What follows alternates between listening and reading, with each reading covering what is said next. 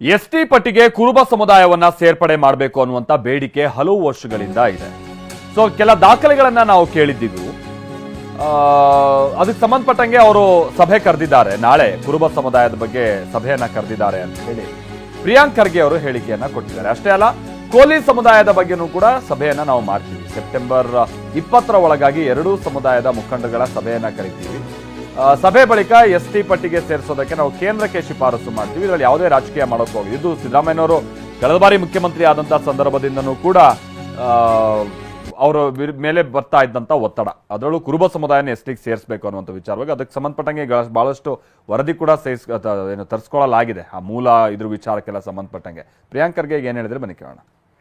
ಮಾಡಿಲ್ಲ. ಕೋಲಿ ಸಮಾಜ ಇರ್ಬೋದು ಮತ್ತು ಕುರುಬ ಸಮಾಜದವರು ಇರ್ಬೋದು, ಬೇಡಿಕೆ ಹಲವಾರು ವರ್ಷದಿಂದ ಇದೆ. ನಮ್ಮ ಹಿಂದಿನ ಸರ್ಕಾರದಲ್ಲೂ ಕೂಡ ಇದನ್ನು ನಾವು ಕೇಂದ್ರ ಸರ್ಕಾರಕ್ಕೆ ಕಳಿಸಿದಾಗ ಸಾಕಷ್ಟು ಬಾರಿ ಹಿಂತಿರುಗಿಸಿ ಕೆಲವು ಕ್ಲಾರಿಫಿಕೇಷನ್ಸ್ ಕೇಳಿದರು. ಕ್ಲಾರಿಫಿಕೇಷನ್ಸ್ ಕೂಡ ಕೊಟ್ಟಾಗ ಕೂಡ ಇನ್ನೂ ಮಾಡಿಲ್ಲ. ಆಂಥ್ರಪಾಲಜಿ ರಿಪೋರ್ಟ್ಗಳನ್ನು ಅನುಸರಿಸಿ ಮಾಡಬೇಕು ಅಂದ್ಬಿಟ್ಟು. ಸೊ ಈಗ ಎರಡೂ ಮೀಟಿಂಗ್ಗಳನ್ನು ಬ್ಯಾಕ್ವರ್ಡ್ ಕ್ಲಾಸ್ ಇಲಾಖೆದವರು ಮಾಡ್ತಾ ಇದ್ದಾರೆ, ಹಿಂದುಳಿದ ವರ್ಗದ ಇಲಾಖೆದವರು ಮಾಡ್ತಾ ಇದ್ದಾರೆ. ಮೊದಲನೇದು ಕುರುಬ ಸಮಾಜದ ಕರೆದಿದ್ದಾರೆ ಅನ್ಸುತ್ತೆ, ಬಹುಶಃ 14ನೇ ತಾರೀಕು ಕರೆದಿರ್ಬೋದು. ಕೋಲಿ ಸಮಾಜದವ್ರದ್ದು ನಾಳೆ ಕರೀತಾ ಇದ್ದಾರೆ. ಇದು ಅಗೈನ್ ಪರ ವಿರೋಧದ ಚರ್ಚೆಗೆ ಕಾರಣ ಆಗ್ತಾ ಇದೆ.